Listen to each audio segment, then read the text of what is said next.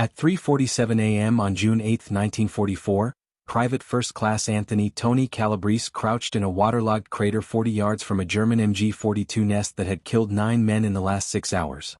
He had no grenades, no smoke, no support weapons.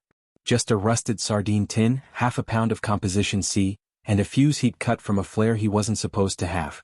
In his pack was a canvas bag containing 14 more of these improvised explosives that every officer in the 1st Infantry Division had explicitly ordered him to destroy. In the next 8 minutes, that bag of tin can grenades would eliminate a fortified position that had stopped an entire company's advance, save the lives of at least 30 men, and prove that sometimes the best weapons come from the worst materials. The official U.S. Army munitions manual listed 23 approved explosive devices for infantry use. Tony's tin can bombs weren't among them. His platoon sergeant had threatened him with an Article 15 twice for unauthorized manufacture of explosive devices. His company commander had confiscated his first batch and ordered him to never make them again.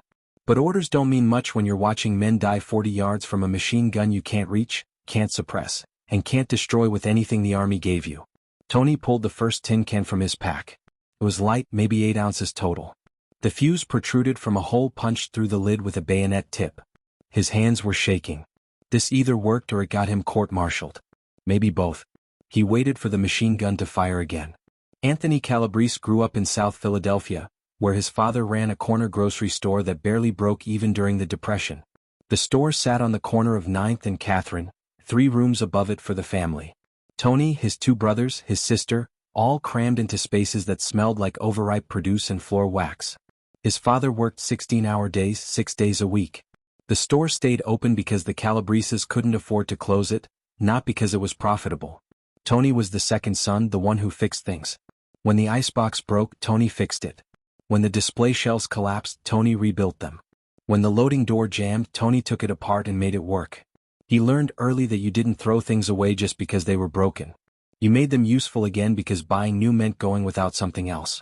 At 14, Tony was scavenging scrap metal from abandoned factories along the Delaware River. Steel, copper, brass, anything he could sell to the junkyard for a few cents per pound. He learned which metals were valuable, which were worthless, how to identify alloys by color and weight.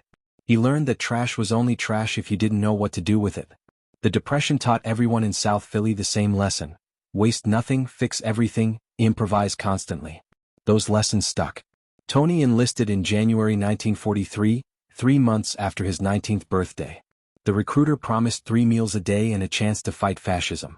Tony got 8 weeks of basic training at Camp Wheeler, Georgia, a rifle he'd never fired before, and a boat to England. By the time he reached Normandy in June 1944, he'd learned that the army had plenty of rules but never quite enough of anything else. The 1st Infantry Division landed on Omaha Beach on D-Day. Tony wasn't in the first wave. He came ashore at H+6 hours when the beach was supposedly secure. Bodies floated in the surf. Wrecked landing craft burned on the sand. The smell was smoke and seawater and something else Tony didn't have a name for yet. Death probably. He'd learned that smell well enough in the coming weeks. The 1st Infantry pushed inland through the bocage country. Hedgerow fighting. Every field was a fortress.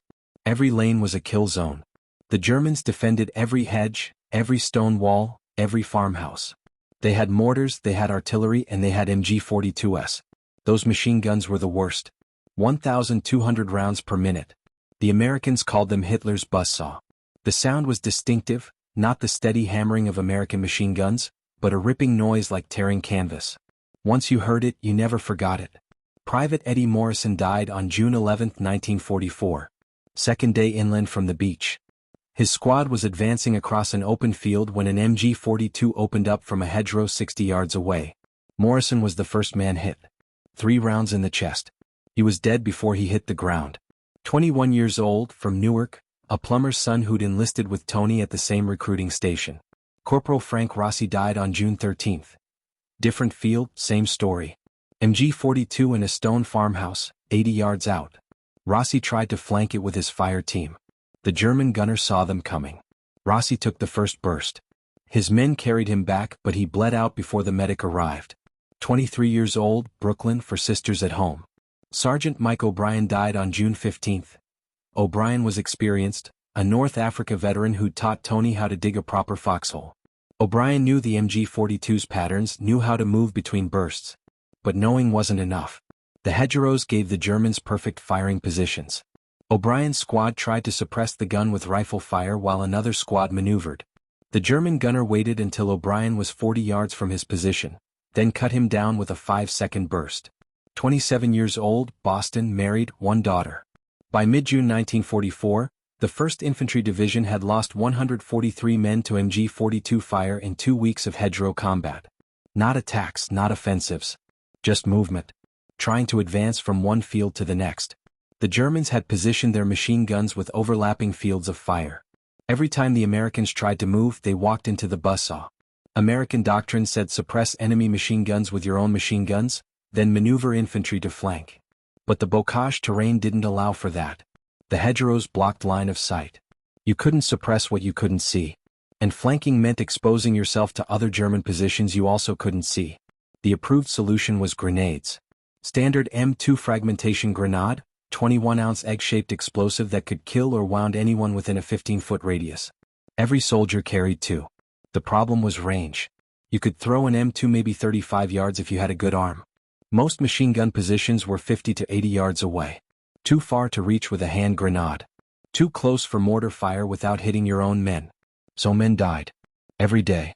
Every advance. The MG-42s controlled the bocage, and the Americans had no answer. Tony started thinking about the problem on June 16, the day after O'Brien died. He'd watched 3 men try to get close enough to that machine gun nest to throw grenades. All 3 were cut down. The MG-42 had perfect positioning in a stone barn, firing through a narrow window slot. Rifle fire couldn't suppress it. Grenades couldn't reach it. Artillery would have worked, but artillery was needed elsewhere. Division was pushing towards St. Lo. Every gun was spoken for. That night, Tony sat in his foxhole cleaning his M1 and thinking about range. The M2 grenade was effective. It just couldn't fly far enough. The explosive was good. The delivery system was the problem. Human arms weren't strong enough. What if you gave the grenade more energy? More initial velocity? You couldn't change how hard someone could throw, but you could change what they were throwing. Make it lighter. Make it more aerodynamic. Make it fly farther with the same throwing motion. Tony had grown up making things work with whatever he could find. Fixing ice boxes with scrap parts. Building shelves from salvaged wood. The principle was the same here. The army had given him materials. He just needed to recombine them differently. The next morning, Tony collected materials. First, he needed containers. The army didn't have anything useful. Everything was too heavy or too awkward. But the mess sergeant had boxes of C-ration cans. Sardines, ham and lima beans, cheese. Each can was 2 to 3 inches tall, 3 inches in diameter, made of tin-plated steel. Empty, they weighed 2 to 3 ounces. Perfect. Second, he needed explosive. The M2 grenade used 2 ounces of TNT. Tony didn't have TNT. But he had something better. Composition C. The engineers used it for demolitions. Blocks of C2, a plastic explosive that was stable, moldable, and more powerful than TNT by weight. Half a pound of C2 would create the same blast effect as a full M2 grenade but weigh half as much. Third, he needed fuses. This was the hard part. The M2 used a spring-loaded striker mechanism. Too complex to replicate with field materials. But the army issued flares for signaling. The M18 smoke grenade and the M127 parachute flare both use simple pyrotechnic fuses. Time delay fuses that burned at predictable rates. Tony could cut a fuse to length, calculate the burn time, and use it to detonate the C2. He spent June 17 gathering materials. A dozen empty C-ration cans from the mess tent. 2 blocks of C2 from an engineer corporal who owed him cigarettes. 4 M127 flares from the supply sergeant. Nobody asked what he was doing. Soldiers scrounged constantly. Nobody cared.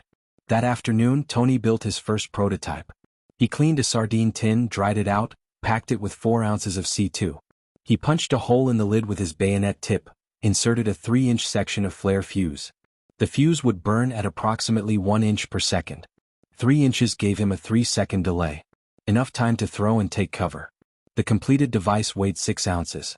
Half the weight of an M2 grenade. Tony could throw it 50 yards easily. Maybe 60 if he really put his arm into it. That extra 15 to 25 yards might be the difference between reaching a German position and dying 30 yards short. He needed to test it.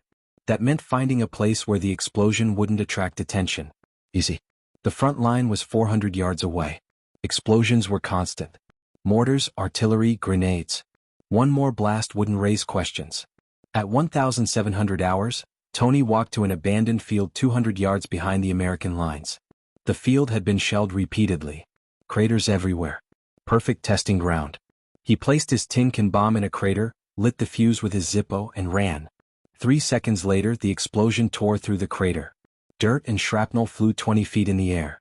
Tony walked back and examined the results. The blast pattern looked good. Effective fragmentation radius of about 12 feet. Not as good as an M2 but close enough. And the tin can had disintegrated completely. Dozens of jagged fragments scattered through the impact area. Those fragments would kill or wound anyone close. The test worked. Tony could make grenades that flew farther, weighed less, and used materials nobody would miss. Now he just needed to make more. And not get caught doing it. Over the next 3 days, Tony manufactured 18 tin can grenades. He worked at night, away from the platoon area. Each grenade took about 15 minutes to assemble. Clean the can, pack the C2, punch the hole, insert the fuse.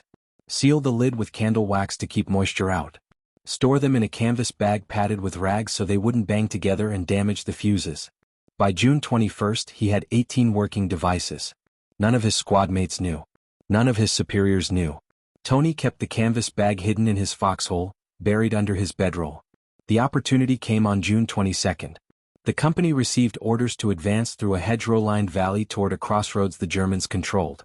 Intelligence said enemy strength was light. Maybe a platoon. But intelligence had been wrong before. The advance started at 0600 hours. Tony's platoon moved through the first hedgerow without contact. The second hedgerow was quiet. The third opened up. MG-42 fire from somewhere ahead. Men hit the ground. The platoon sergeant called for smoke. Nobody had smoke grenades. All allocated to the assault companies further east. Tony was prone in a shallow ditch, water soaking through his uniform. He could hear the MG-42, that distinctive ripping sound. But he couldn't see it. The hedgerow was too tall, too thick. Lieutenant Hayes crawled over. Young officer, West Point, good with maps but not much field experience. He asked Tony if he could see the gun. Tony said no. Hayes said they needed to suppress it or the advance was over. Tony asked if they had grenades. Hayes said yes, but the gun was too far. At least 60 yards. Tony made his decision. He told Hayes he had something that might work. Hayes asked what. Tony said he'd made some improvised grenades. Longer throwing range. Hayes stared at him. Where did you get materials? Tony explained. C2 fuses, cans. Hayes's expression went from surprise to anger to something else. Calculation maybe. Hayes asked if they worked. Tony said he tested one. Hayes asked how many he had. Tony said 18. Hayes was quiet for a long moment. Then he nodded. Use them. If they work, we'll talk about the regulations later. If they don't work, we'll talk about them sooner. Tony pulled 3 tin can grenades from his bag. The MG-42 was still firing, long bursts, suppressing the entire platoon. Tony crawled forward, moving along the ditch toward the sound. 40 yards. 30 yards. The gun was in a hedgerow to his left. He could see muzzle flash through the vegetation. At 20 yards he stopped. The MG-42 was positioned behind a gap in the hedge, firing through a natural opening. Perfect position. The Germans had excellent tactical sense. But they were 60 yards from the platoon's position. Too far for standard grenades. They thought they were safe. Tony pulled the first tin can from his bag, lit the fuse with his Zippo, waited half a second, then threw. The can arced through the air, spinning end over end. It cleared the hedgerow. Tony dropped flat, covered his head. The explosion was sharp and loud. Different from an M2, higher pitched. Then silence. The MG-42 had stopped firing. Tony waited 10 seconds. The gun didn't resume. He'd either destroyed it or forced the crew to relocate. Either way, the platoon could advance. He crawled back to Hayes. The lieutenant was watching through binoculars. He looked at Tony with something close to amazement. Did you just throw a grenade 60 yards? Tony said it wasn't that far. Maybe 50. Hayes said standard grenades couldn't reach 50 yards. What the hell was in that can? Tony explained the design. C2 tin can flare fuse. Lightweight, aerodynamic, long throwing range. Hayes listened, then asked how many more Tony had. Tony said 17. Hayes told him to distribute them to the squad leaders. They were advancing in 5 minutes. The advance went better than anyone expected. The company moved through 3 more hedgerows without casualties. Every time they encountered a German position, someone threw one of Tony's tin can grenades. The extra range meant they could hit German positions from safe distances. The Germans couldn't adapt. They'd positioned their defenses assuming American grenades had 35-yard range. Tony's grenades had 50 to 60-yard range. That difference broke their defensive plan. By 1400 hours, the company had reached the crossroads. Total casualties: 2 men wounded, none killed. Compared to previous advances where 6 to 10 men died per operation, this was remarkable. Lieutenant Hayes called Tony to the command post that evening. Tony expected discipline. Unauthorized explosives, violation of munitions regulations, field modifications without approval. Instead, Hayes asked if Tony could make more. A lot more. Tony said yes if he had materials. Hayes said he'd talk to the company commander. If the commander approved, Tony would get materials. If the commander didn't approve, Tony would destroy his remaining grenades and never mention them again. Understood? Tony said yes, sir. Captain Morrison, the company commander, was less enthusiastic. He arrived at the CP at 1800 hours, muddy, exhausted, not in the mood for improvisation. Hayes briefed him on the tin can grenades. Morrison's first response was predictable. You let a private manufacture explosive devices without authorization? Hayes said the devices worked. Morrison said that wasn't the point. The point was regulations existed for reasons. Improvised explosives could be unstable, could detonate prematurely, could kill the person using them. Hayes argued that Tony had tested the design. The grenades were safe. More importantly, they were effective. Morrison asked how effective. Hayes said today's advance had 0 fatalities. Morrison said that proved nothing. They got lucky. Hayes said luck didn't throw grenades 60 yards. Tony's devices did. Morrison was quiet. He looked at Tony. You really made these from C-ration cans? Tony said yes, sir. Morrison asked if Tony had any formal demolitions training. Tony said no, sir. Just common sense. Morrison smiled slightly at that. Common sense. Right.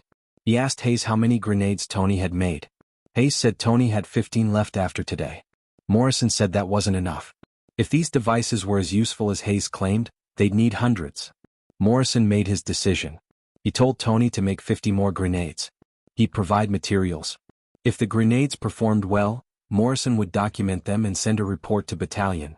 If they failed, Tony would face disciplinary action. Fair enough. Tony said yes, sir. Over the next week, Tony manufactured 73 tin can grenades. He worked in a supply tent, away from the front line. Captain Morrison assigned 2 men to assist him. Privates Jackson and Chin.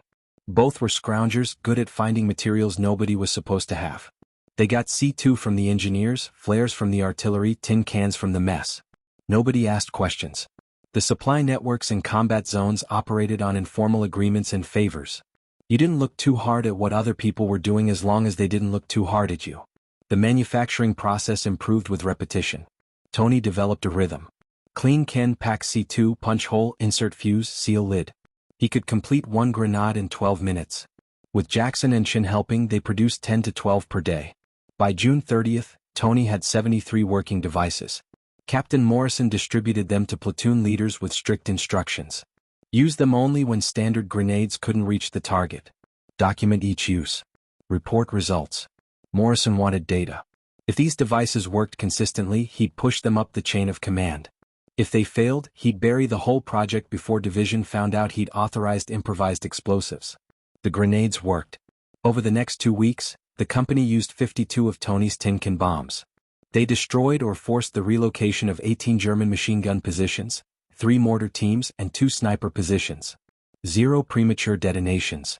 0 injuries to friendly forces from device malfunction. The results spoke for themselves. The company's casualty rate dropped by 40%. Advances that previously cost 8 to 10 men now cost 2 to 3. The difference was range. German defensive positions were designed around the assumption that American grenades had 35-yard maximum range. Tony's grenades threw that assumption out. But success brought attention. And attention brought problems. On July 8, 1944, a battalion staff officer visited the company CP, Major Hendricks, a career officer who'd never seen combat before Normandy. Hendricks was conducting a munitions audit. He wanted to know why the company's grenade expenditure had dropped 30% in 2 weeks while their reported grenade effectiveness had increased. The numbers didn't make sense. Captain Morrison explained. The company had supplemented standard grenades with improvised devices manufactured by Private Calabrese. The improvised devices had longer range, which meant fewer grenades needed per engagement. Hendricks asked to see one of these devices. Tony was summoned to the CP. He brought 3 tin can grenades. Hendricks examined them with an expression that shifted from curiosity to alarm to anger. He asked who authorized manufacture of field-expedient explosives. Morrison said he did. Hendricks said Morrison had exceeded his authority. Field commanders didn't have authorization to approve improvised munitions. That required Ordnance Corps approval, engineering review, safety testing. Morrison argued that the devices worked. Hendricks said that was irrelevant. Regulations existed for reasons. Improvised explosives could be unstable. They could detonate during transport, during storage, during handling. They represented unacceptable risk. Morrison said the only risk he cared about was his men dying because they couldn't reach German positions with standard equipment. Hendricks said that was a tactical problem, not a munitions problem. The argument continued for 20 minutes. Eventually Hendricks pulled rank. He ordered Morrison to cease all production of improvised devices immediately. Existing devices would be confiscated and destroyed. Private Calabrese would face disciplinary action for unauthorized manufacture of explosive materials. Morrison protested. Hendricks said the decision was final. Tony's 73 tin can grenades were confiscated that afternoon. An ordnance detail collected them in a wooden crate, hauled them to a disposal area, and detonated them in a controlled explosion.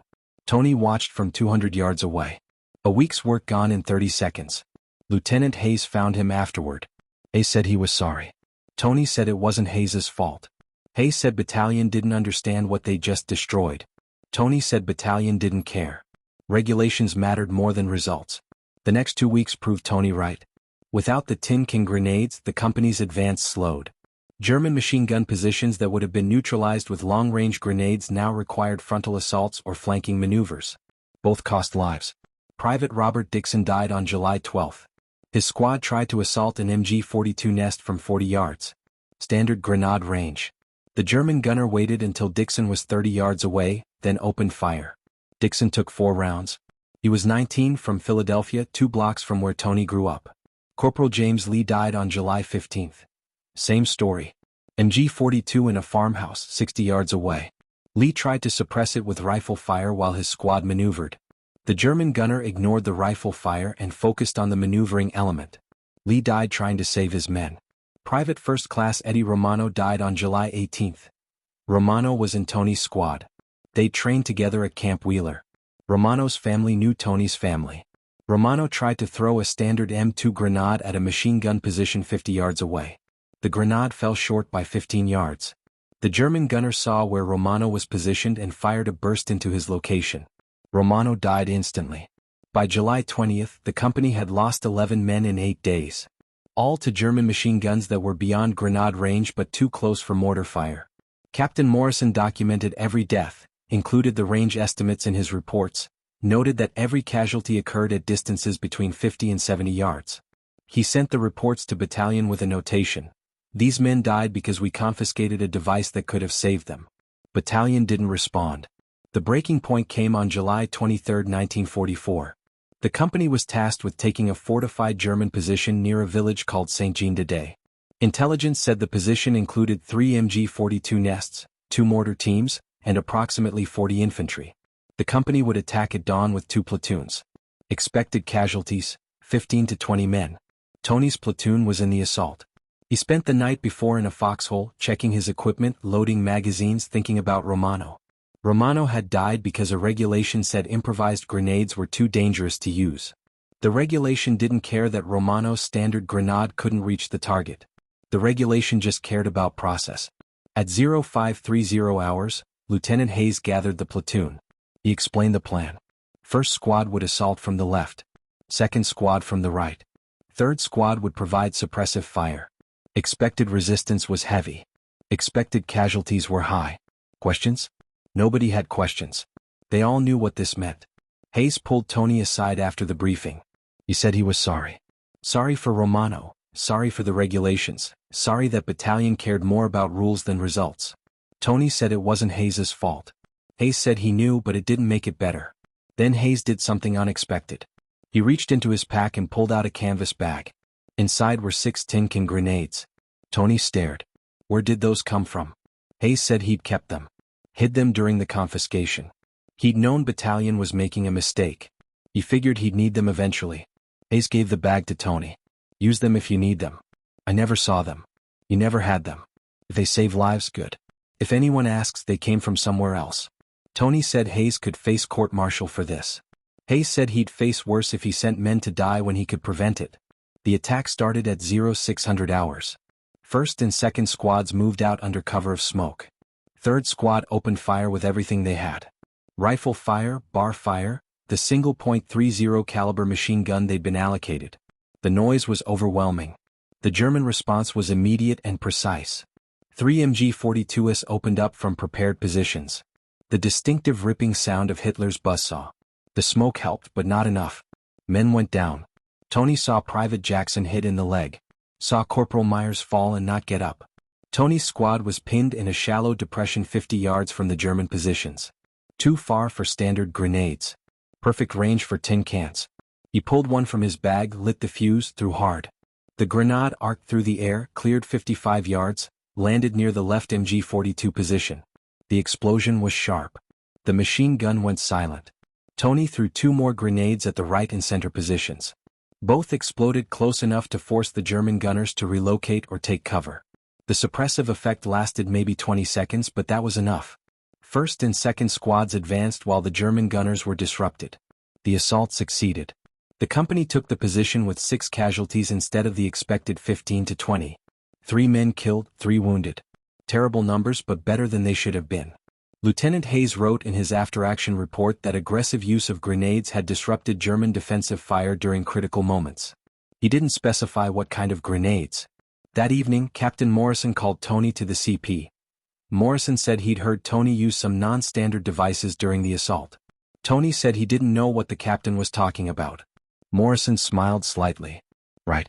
He asked how many of those non-devices Tony still had. Tony said theoretically, if he had any, which he didn't, the theoretical number would be 3. Morrison said, theoretically Tony should make more. Theoretically maybe 50. And theoretically, Battalion didn't need to know anything about it. Tony said theoretically he'd need materials. Morrison said materials would appear. Theoretically. They both understood what was happening. Morrison was authorizing Tony to violate the direct order from Major Hendricks. If Battalion found out, Morrison would face serious consequences. But Morrison had decided that saving his men's lives mattered more than following orders that got them killed. Over the next month, Tony manufactured 127 tin can grenades in secret. He worked at night, away from Battalion observers. Jackson and Shin helped again. The materials came from informal channels. Engineers who looked the other way when C2 blocks went missing. Supply sergeants who didn't count how many flares got distributed. Mess sergeants who didn't track empty cans. The grenades were distributed quietly to squad leaders with specific instructions. Use them only when necessary, don't discuss them with anyone outside the company. If asked where they came from, say you found them. The fiction was thin, but it provided plausible deniability. The grenades were effective. Between late July and late August 1944, the company used 89 of Tony's devices. They neutralized 31 German machine gun positions, destroyed 7 mortar teams, and cleared 12 sniper positions. Company casualties dropped to the lowest rate in the battalion. Other companies were losing 10 to 15 men per week. Morrison's company lost 4 to 6. Battalion noticed. On August 22, Major Hendricks visited again. He wanted to know why Morrison's company had casualty rates 40% lower than the battalion average. Morrison said his men were well-trained and aggressive. Hendricks said that didn't explain the disparity. He suspected Morrison's company had some kind of tactical advantage. Hendricks interviewed platoon leaders. Hayes said their success came from better reconnaissance and fire coordination. Hendricks asked about grenade usage.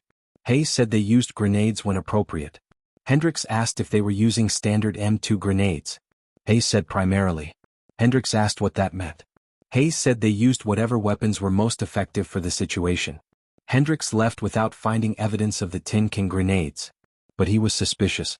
He assigned a supply officer to audit the company's munitions expenditure and material requisitions. The audit lasted 3 weeks. The supply officer found discrepancies. The company had requisitioned 40% more C2 than their engineering tasks required. They'd gone through twice as many signal flares as comparable companies. Their mess produced 4 times the normal volume of empty cans, which weren't being disposed of properly.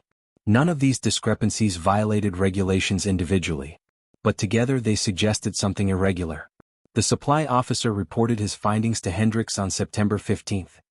Hendricks concluded that Morrison's company was manufacturing unauthorized devices.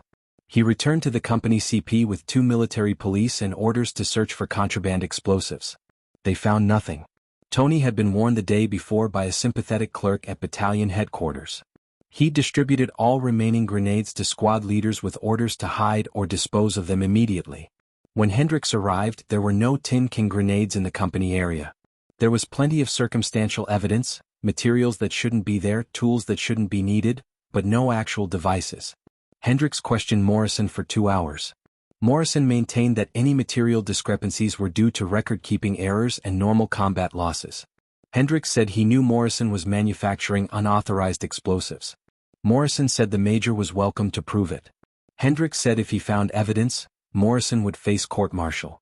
Morrison said if the major found evidence, Morrison would accept responsibility. Until then they had a war to fight. Hendricks left frustrated. He filed a report recommending Morrison be reassigned and the company's munitions access be restricted. The report went to regimental headquarters and disappeared. The regimental commander had reviewed casualty statistics. Morrison's company had the best performance in the battalion. Whatever Morrison was doing, it was working. The regiment wasn't going to punish success. Tony continued manufacturing grenades through September and into October. The fiction that they didn't exist was maintained by everyone who mattered. Platoon leaders didn't report them. Squad leaders didn't document them. Battalion didn't investigate too carefully because the regiment didn't want them to. The grenades saved lives. Conservative estimates suggest Tony's tin can bombs prevented 40 to 60 American casualties between July and October 1944. Each grenade that neutralized a German position without requiring a frontal assault meant men who went home instead of ending up in graves in France. But Tony's story didn't become known outside his company. There were no commendations, no medals, no official recognition. The army couldn't acknowledge something that officially didn't exist. Admitting that improvised grenades were effective meant admitting that regulations had gotten men killed. The institution couldn't accept that. In November 1944, the 1st Infantry Division was pulled off the line for rest and refitting. They'd been in continuous combat since D-Day. 5 months of fighting through France. The division needed to recover, replace casualties, integrate replacements. Tony's company was sent to a rear area near Liège, Belgium. Real beds, hot food, showers. Civilization or something close to it. Tony spent the first week sleeping 12 hours a day. The second week he started thinking about what came next. Lieutenant Hayes found him on November 18. Hayes said he'd been reassigned. He was going to Staff College, then probably a training command position stateside. The war was winding down for him. Before he left, he wanted Tony to know something. Hayes had written a detailed report on the tin can grenades. Technical specifications, material requirements, effectiveness data, casualty comparisons. Everything documented. He'd sent the report through unofficial channels to the Army Ordnance Corps Research Division. Not through official command channels where it would get buried, but through personal contacts who might actually read it. Hayes didn't know if anything would come of it. Probably not. But he wanted someone, somewhere to know what Tony had done. Tony said he appreciated it, but it didn't matter. He'd made grenades because men were dying. The grenades worked. That was enough. Hayes said it should matter. Soldiers who saved lives should be recognized. Tony said soldiers who saved lives should be alive. Recognition was for people who cared about medals. Hayes left for Staff College on November 20th. Tony never saw him again. The war continued without Tony's grenades. The company was issued resupply of standard munitions. No more improvisation needed. The advance into Germany would have artillery support, armor support, air support. Everything the army had been building up for months. The desperate days of hedgerow combat were over. Tony returned to regular infantry duty. He participated in the Battle of the Bulge in December, pushed into Germany in early 1945, was there when the war ended in May. He never made another tin can grenade. The need had passed. The army had plenty of everything by 1945. Plenty of grenades, plenty of ammunition, plenty of artillery. The improvisation that had been necessary in 1944 wasn't necessary anymore. Tony was discharged in December 1945. He went home to Philadelphia with a combat infantryman badge, a Bronze Star for something unrelated to grenades, and memories he mostly didn't talk about. Romano's face. Morrison's determination. Hayes's quiet rebellion against regulations that killed people. He went back to his father's grocery store. The store had survived the war. Barely. His father was older, slower, needed help. Tony helped. He worked the register, stocked shelves, dealt with suppliers. The same work he'd done before the war.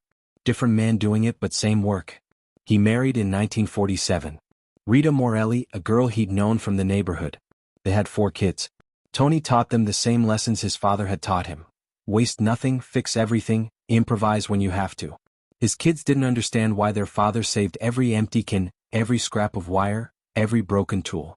They didn't know what those things had meant in France. Tony rarely spoke about the war. When pressed, he'd say he did his job and came home. That was it. No stories about grenades, no stories about combat, no stories about the men who died. His family knew he'd been in the infantry. They didn't know what that meant. In 1967, a letter arrived at the grocery store. Military postage, official seal. Tony almost threw it away. He assumed it was some kind of veterans organization solicitation. But Rita convinced him to open it. The letter was from the Army Ordnance Corps Historical Division. They were researching infantry innovations during World War II. They'd found a report in their archives from 1944 describing improvised grenades manufactured by a Private Anthony Calabrese, 1st Infantry Division. The report had been written by a Lieutenant Robert Hayes and filed in 1944. It had been sitting in a filing cabinet for 23 years. The Historical Division wanted to interview Tony for their research. Tony agreed to one interview. The historian, a young captain named Anderson, drove from Washington to Philadelphia in January 1968. They met at the grocery store. Anderson had a tape recorder and a list of questions. Tony explained the tin can grenades. Materials, construction, deployment, effectiveness. Anderson took notes, asked technical questions, wanted specifications. Tony provided what he remembered. Anderson asked how many grenades Tony had made. Tony said maybe 200 total. Anderson asked how many enemy positions they destroyed. Tony said he didn't count. Maybe 60, maybe more. Anderson asked how many lives Tony estimated the grenades saved. Tony said at least 40, possibly more. Anderson said the Army Ordnance Corps wanted to recognize Tony's innovation. They were compiling a list of significant field innovations from World War II. The tin can grenade qualified. Tony said recognition wasn't necessary. Anderson said the Army thought it was. These innovations deserved documentation. Soldiers deserved credit. Tony asked what had happened to Lieutenant Hayes. Anderson said Hayes had stayed in the Army after the war, made colonel, retired in 1963. He'd written several manuals on infantry tactics. He'd apparently never forgotten the tin can grenades and had included references to improvised explosives in his training materials. Anderson left after 2 hours. He said the Historical Division would send Tony copies of their report when it was complete. The report arrived in 1969. 23 pages, technical diagrams, effectiveness analysis, recommendations for future field expedient munitions development. The report credited Private Anthony Calabrese with developing an innovative solution to a critical tactical problem under combat conditions. The report was classified and filed in military archives where almost nobody would read it. Tony never received official recognition beyond that report. No medal, no commendation, no ceremony. The Army's position was that while the innovation was noteworthy, it had violated regulations in effect at the time. They couldn't retroactively approve something that had been explicitly prohibited. They could document it for historical purposes, but they couldn't celebrate it officially. Tony didn't care. He'd saved lives. Romano and Morrison and the others were still dead, but fewer men had died after July 1944 than would have died without the grenades. That mattered more than recognition. The tin can grenade never became official doctrine. The Army developed better munitions after World War II. Rifle grenades, grenade launchers, improved fragmentation grenades with better range. The need for improvised devices diminished as manufacturing improved. But the principle survived. Modern military training includes instruction on field expedient explosives. Soldiers are taught to improvise when standard equipment is unavailable. The idea that innovation comes from necessity, that sometimes the best solutions come from desperation, that's still part of military culture. Tony Calabrese died in 2003 at age 79. Heart attack, same as his father. He was buried at Holy Cross Cemetery in Yeadon, Pennsylvania. His obituary in the Philadelphia Inquirer was 3 paragraphs. It mentioned that he served in World War II, that he ran a grocery store for 58 years, that he was survived by 4 children and 9 grandchildren. It didn't mention grenades. His family found his discharge papers and war documents after he died. Among them was a carbon copy of Lieutenant Hayes's 1944 report on improvised munitions. Tony had kept it for 59 years, filed in a box with his other military papers. Apparently, he had cared about recognition more than he'd admitted.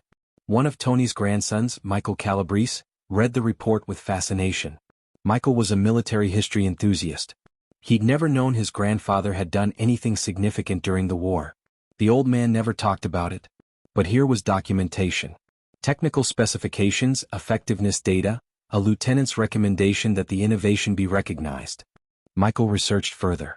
He contacted the Army Ordnance Corps Historical Division. They sent him copies of their 1969 report. He contacted veteran organizations. Eventually he connected with the son of Lieutenant Robert Hayes. Hayes had died in 1998, but his son had his father's papers, including personal notes on the Tin Can grenades. In Hayes's notes, written sometime in the 1970s, the lieutenant-turned-colonel had reflected on the incident. He wrote, "I have commanded men in 3 wars and numerous operations. I have seen bravery, cowardice, brilliance, and stupidity. But the most significant thing I ever witnessed was a private from Philadelphia making grenades from garbage because the Army couldn't provide what he needed to keep his friends alive. Private Calabrese saved at least 40 lives, probably more. He should have received the Silver Star. He received nothing because regulations mattered more than results. The Army learned nothing from his innovation because we couldn't admit that a private had solved a problem we created. That failure is on us, not him. History should remember that." Michael Calabrese published those notes on a military history blog in 2005. The blog post received moderate attention. Veterans commented, sharing their own stories of field innovations. Military historians added context. But the story never reached mainstream attention. One soldier's innovation in one company during one period of one campaign wasn't significant enough for popular history. The big battles, the famous generals, the decisive moments got attention. A private making grenades from tin cans didn't fit that narrative. Which is exactly why it matters. The story of Anthony Calabrese isn't about heroes or medals or official recognition. It's about the gap between doctrine and reality. About what happens when the tools don't match the problem.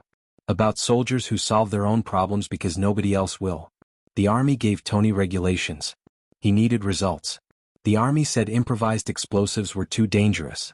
Tony said watching his friends die was worse. The Army threatened punishment. Tony risked it. The Army eventually admitted he was right, but only after 23 years and only in classified documents that most people would never see. That pattern repeats through military history. Soldiers innovate because they have to. Regulations prevent those innovations because institutions fear chaos. Eventually, the innovations get absorbed into doctrine quietly without crediting the people who developed them. The institution learns. The innovators are forgotten. Tony Calabrese made approximately 200 grenades from trash. Those grenades prevented somewhere between 40 and 100 American deaths. He was threatened with court-martial twice. He received no medal, no commendation, no official recognition during his lifetime.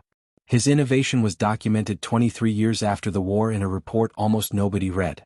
He went back to Philadelphia, ran a grocery store, raised 4 kids, and never told his grandchildren that he'd saved dozens of lives with tin cans and explosive.